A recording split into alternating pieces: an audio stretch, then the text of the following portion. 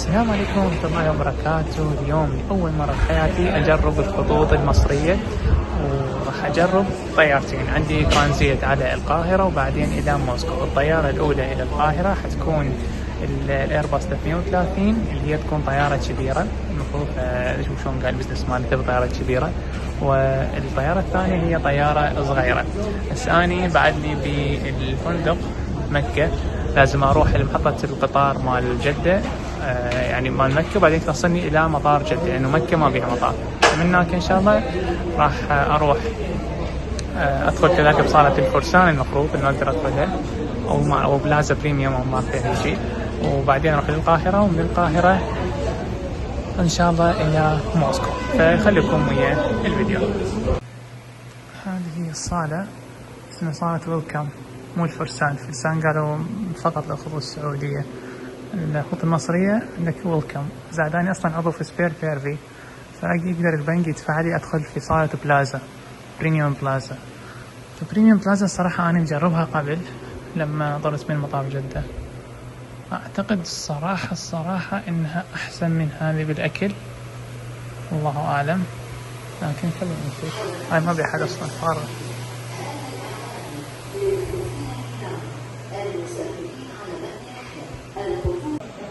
الصراحة صح إنه هاي الصالة أكبر، بس خيارات الأكل مو بس محدودة، تحت المحدودة. يعني أتوقع ما أنا استخدمت التذكرة مال البزنس حتى الدخول لهاي الصالة، بس عندي الأون باس السبير بيرفي العضوية، فأعتقد إنه حقدر أدخل بذيك الصالة همات. خليني أكمل هذا الأكل اللي حطيت هنا شوية. صراحة مو ذاك الشيء، حتى الأكل ما شلون قايل. ذيك الصالة صح أصغر بس أحسن بقايا الأكل بيها، القعدة فتم مكانات خيار أو وضوء ديك بيها، هاي شو ما بيها ما شفت مكان قاعدة موجودين هناك. بس الموظف قال لي إنه الصالة مالتنا أحسن من البلازا بريميوم، والأكل مالتنا أحسن. هناك عندهم فقط ساندويتشات، فكيف أنا السنة الماضية أنا مجربها، كيف الساندويتشات عندهم يعني كان أكل منوع وشغلات. قال لي إنه الصالة البزنس بالنسبة للخطوط المصرية يدخل فقط صالة ويلكم، لكن أنت إذا عندك مثلا أون باس، عندك فيزا انفينيتي، عندك يعني دخول خارج، تقدر عادي تستخدم نفس التذكرة تدخل للصالة الثانية. فقلت له إذا أطلع أقدر أرجع أدخل مرة ثانية؟ قال لي عادي. فأني راح يصير عندي دخل من هنا وهنا، هنا بالبزنس وهنا بالأون باس. فخلنا نشوف هل فعلا إذا طلعت فعلا إنه سيئة جدا، يعني صايرة أسوأ من قبل، فأرجع هنا مو مشكلة، أقدر هيش وأقدر هيش. بس هو عادة إنه سبير بيرفي ينطوك أرقى صالة مسموحة، يعني مثلا عدا إن الفرسان لأنه مخصصة فقط للسعودية، لو كانوا يعطون بها كان أخذوها، يعني لأنه عادة سبير بيرفي ينطوك أرقى شيء موجود. مثلا الطيران يمكن رحت على طيران الاتحاد كان على مطار أبو ظبي، أعطوني الصالة الدرجة الأولى، يعني على أفخم شيء، يعني إنه أقدر أدخل. على ما كنت حاجز وقت أصلا حاجز إيكونومي فقط يعني، فأعطوني عليها. لكن هسه من على بلازا بريميوم نشوف نوع الأكل اللي بيها شلون قايل، هل فعلا بس ما قال الموظف ولا لا جيدة. حاليا هذه هي صالة بلازا بريميوم، طبيعي مكانين، هذا مكان وبيها مكان وهناك. نشوف الأكل اللي موجود هنا شنو موجود. ميتيتا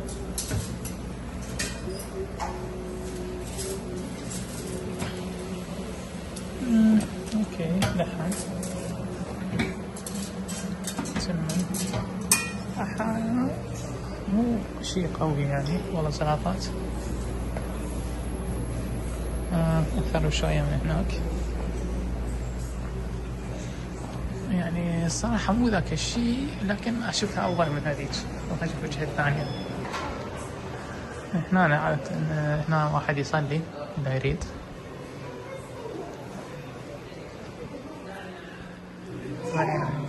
منطقة أوسع، منطقة ثانية القاعدة بيها رز مندي، بيها هذه، بيها عجينة بالسمان. صراحة أكلها أحسن.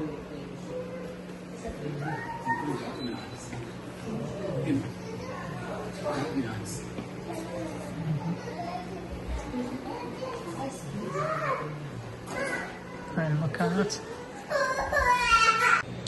مثل ما شفتوا. طبعا الأكل هنا شوي أحسن من هناك.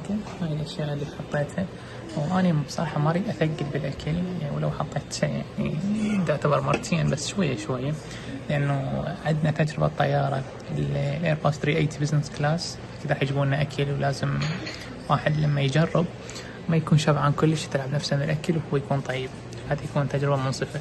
بالإضافة عندنا طيارة ثانية هم بزنس كلاس، وعندنا صالتين بمطار القاهرة، واحدة المفروض كلش راقية يعني، والثانية نوعا ما بحاول ما إذا قدرت أدخل الاثنيناتين أدخل، واحدة بالبزنس وواحدة بالأون باس مات.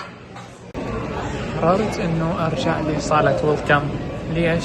طبعا ما على مود الأكل، أنا صار ما أريد أكل بعد، لأنه الأكل صراحة مو ذاك الفرق بيناتهم، ممكن شوية بلازا شوية أحسن من الأكل شوية مو هواية، بس صارت ويلكم شفتها فارغة، وصارت بلازا صار فيها هواي أشخاص، يعني الموظف اللي فوق ايش قال ما حد يروح لهم كلهم يجون علينا، فالصالة هذيك صغيرة وبيها هواي أشخاص، فأنا أحب الهدوء. والطيارة بعد لها يعني بعد لها 3 ساعات تقريبا، فأروح أقعد هناك أشوف أنمي أسوي شيء أحسن، هدوء ماكو حد. رح جربت الحمامات مال هاي الصالة، والصراحة أبد مو حمامات مال صالة بزنس كلاس، يعني المفروض إنه مال صالة لانش بزنس لانش وهاي المفروض تصير يعني أفضل بكثير. يعني إذا أريد أقول بأحسن الأحوال يعني كحمامات مال بزنس مو عادية، مال صالة أنطيها 4 من 10، هاي أقصى حد. يعني لو مثلا لو حمامات عادية ممكن أنطيها 7، عرفت شلون، حتى مو 9 ولا 10 بس. هيك يعني. الشيء الثاني إنه الصالة جدا باردة، يعني يقللون شوية البرودة. سويت لي شاي، وهذا شاي أسود شوية واحد يدفى، إنه باردة ثلج يعني. جيت بهاي المنطقة شوية أدفى من باقي المناطق.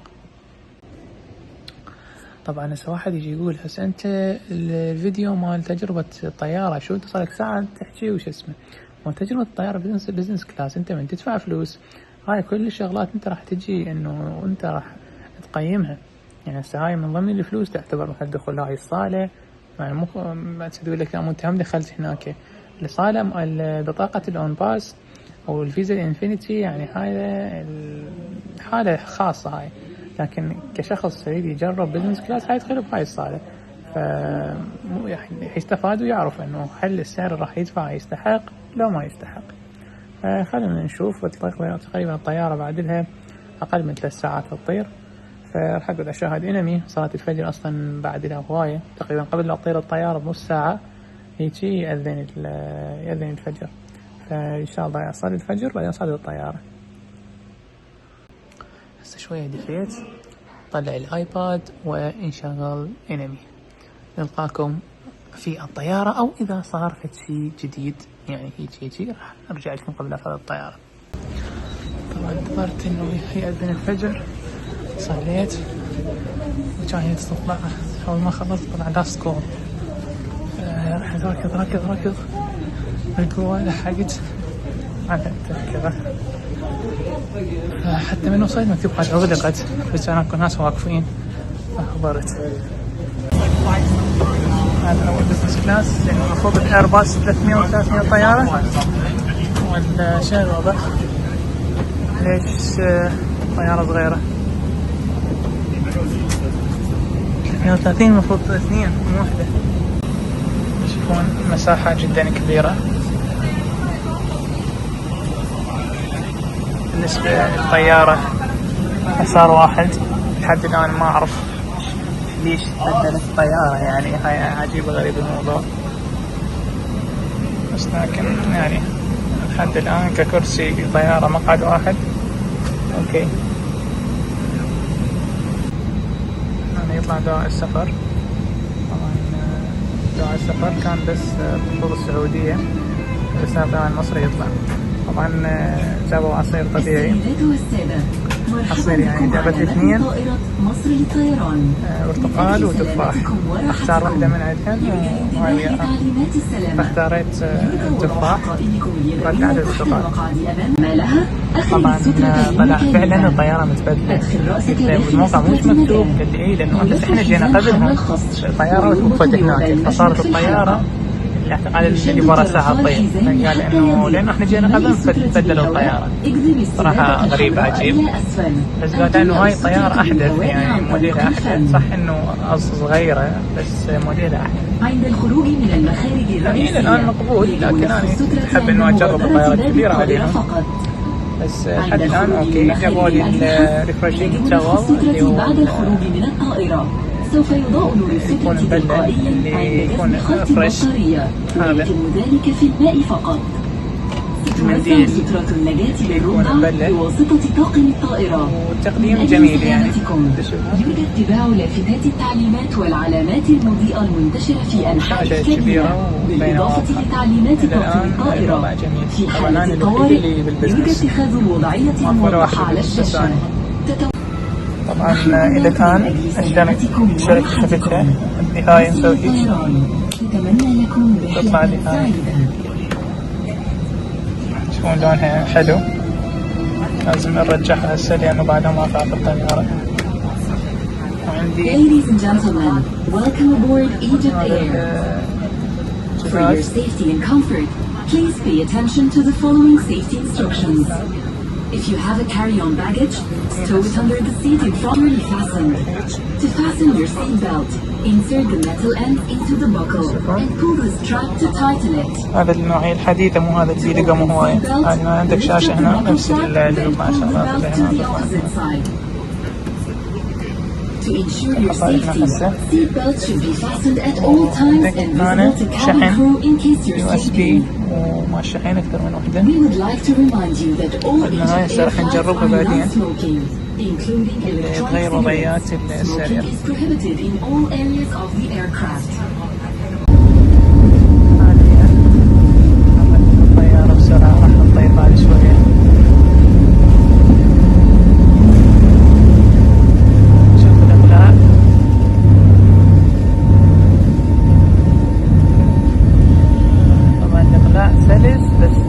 ازازات في جوا يعني ماكو خبطة هيجي قوية، بس اكو ازازات احس تصير لي اللي جوا هسه راحت.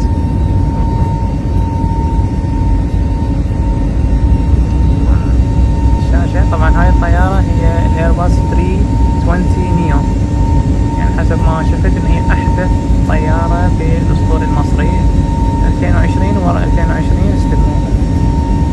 يعني احدث طيارة هاي جديدة مثل ما قال الموظف، قال هاي احدث من هذيك. صح انه هاي خط واحد بس هاي احدث.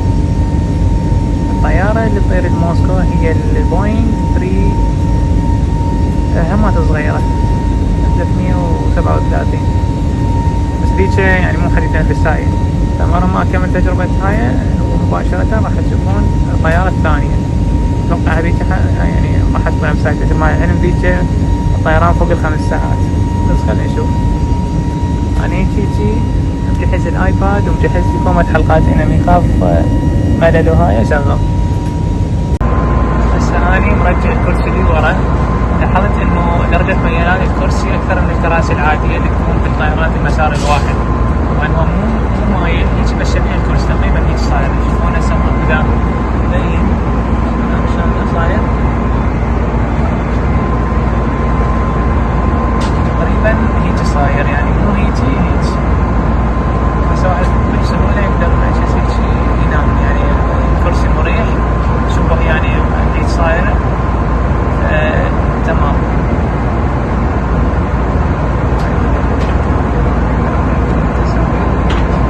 يقدر ينام بسهولة.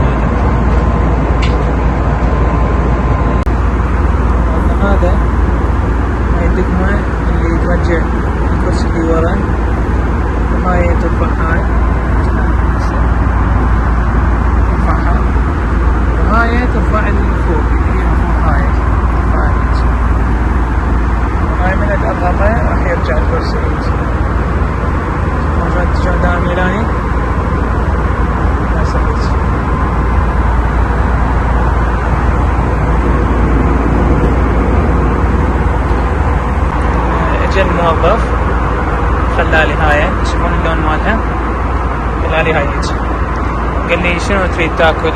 اكو اومليت واكو انواع الاكل وهاي، فقلت له اريد اومليت، بما انه الصبح وانا ما اريد افكر بالاكل، يعني ما اريد اجيب فد لحم ولا بجيب فد شغله، لانه عندي اكثر من تجربه بعد اروح الصاله الثانيه.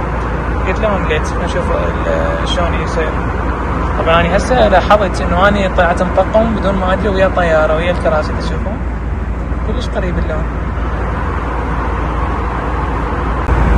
طبعا من هنا اتحكم بهاي اقدر تشوفون الشاشة كلش حلو، يعني كلش مرتبة، مع انه ضوء بس واضحة. هذا تشوفون اتحكم بها، اريد بث مباشر صوتيات، بس هاي شو طفت ما اعرف شنو وضعها. يقول لي فيديو انت الانترتينمنت has stopped، تم ايقافه. ليش قال يجي اسأله ليش ما تشتغل؟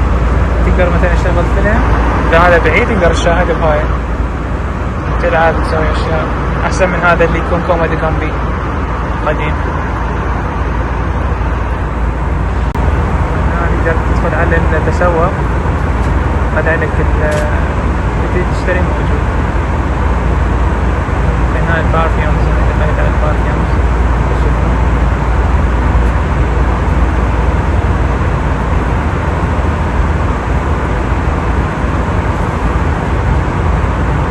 واشياء ميك ابس، نظارات.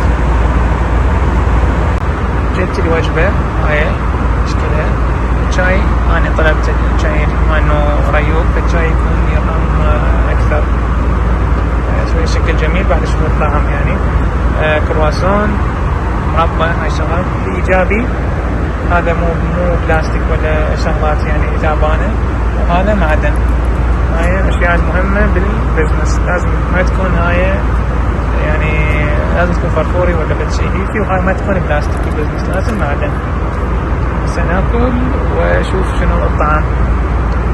حاطين لنا ملح وفلفل صغيرونات. تقييم الاكل طبعا الاومليت كان طعمه طيب وما بيه اي زفارية نهائيا. انا قطعت جبن مثلثات مال مراعي وزبدة، وكانت سويت له اختيار مع الكرواسون، شفته انه موجود. وهذا الزبادي، هذا عسل وهاي مربى. كلش طيب وكلش ممتاز. ما اخذت هيك حتى لا يوقع علي شيء.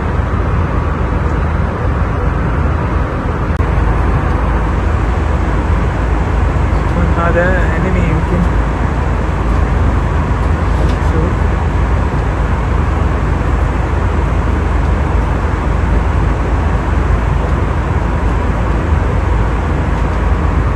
اشتغلت بس ما اعرف ليش مشكلتها.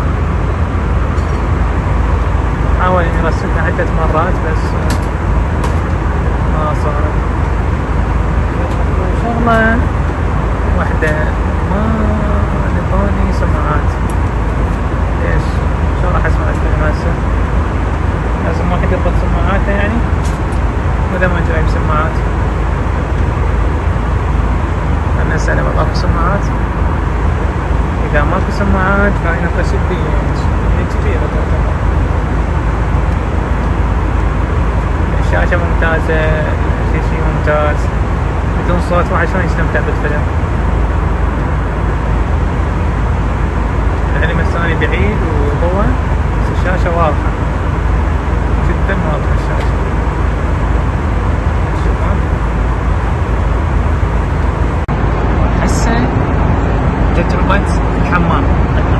شوف الحمام شنو وضعه، نظافته، كريمات ما كريمات، اكو ماكو، شنو الوضع. خليك نشوف. هذا هو الحمام، جدا صغير،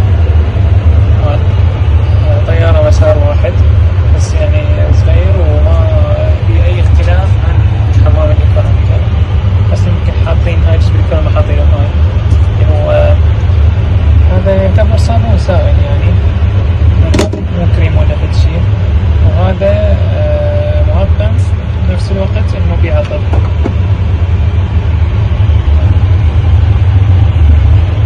طبعا السماعات طلعت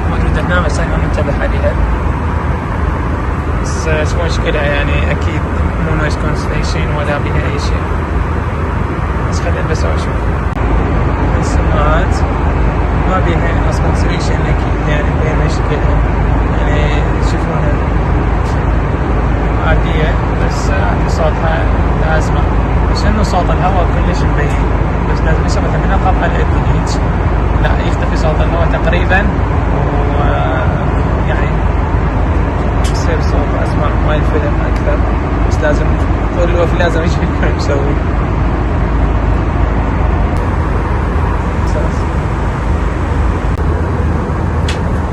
هذا الفيلم عجبني، ممكن خلنا نشوف جدي شوفه، خلي اشوفه كلش حلو، ما كملت كامل اكمله بعدين. بس صرنا نهبط، طبعا انا رفعت تم خلفي مدده وبدا اشوف قاعد بيه، يعني حاط سماعات فاللي سماعتها وكان بس حط شو اسمه السيت بيلت ورجع الكرسي فرجعته. بعد أقل من 10 دقائق على الوصول، شوفوا الصحراء.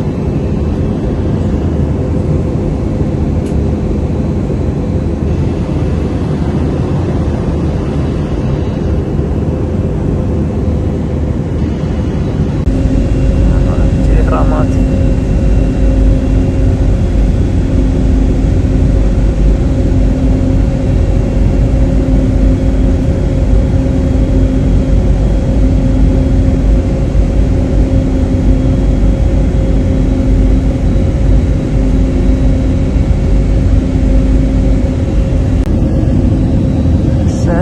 ثواني على الهبوط.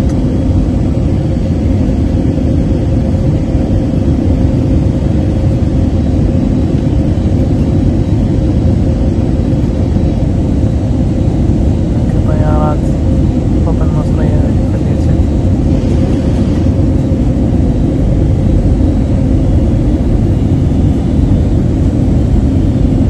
شلون الهبوط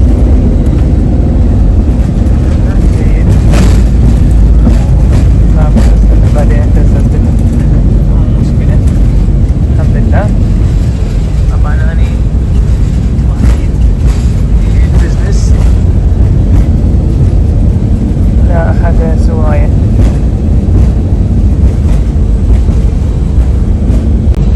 الحمد لله وصلت الطيارة بسلام في مطار القاهرة الدولي، وانا من حجزت بالبزنس مثل ما تشوفون اني الوحيد هبطنا بحمد الله حضرات السادة الركاب بمطار القاهرة الدولي.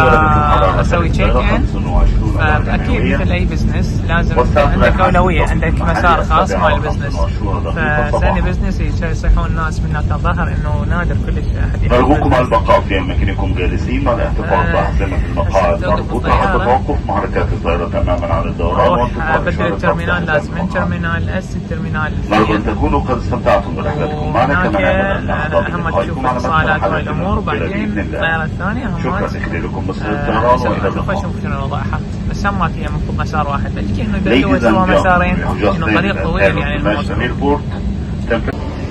طبعا جوالي سياره وحدي بزنس كلاس، فاجت سياره كامله بس الي، فانا صعدت طبعا مختلفه الكراسي وهاي الامور، فانا مصعد ودي يصعدون وياه، قالوا لا بس هو يصعد.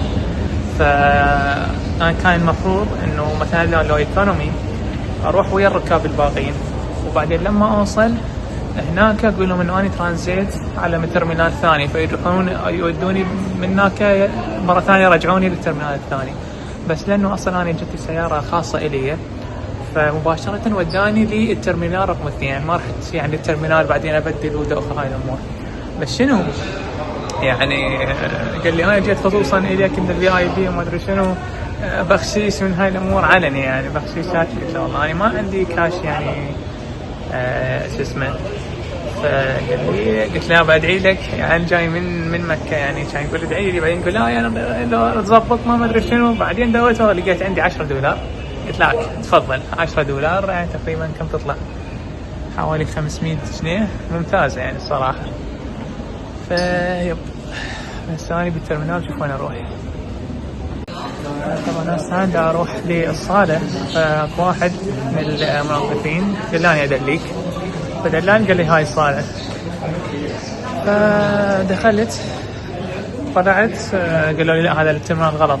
يعني امشي النوبي يمنى وبعدين يمنى حتى تلقى. وكذلك همات قال انه ما انه شو اسمه يعني بخشيش هاي الامور حاليا بغض زكار ما عندي كاش. فقال يلا هاي ضحكتك تكفينا وهاي الامور. بس انا رايح على ترمينال 2 اللي هو بصفة يعني في نفس المنطقة هاي. بس خلنا نشوف في هذا المكان. نشوف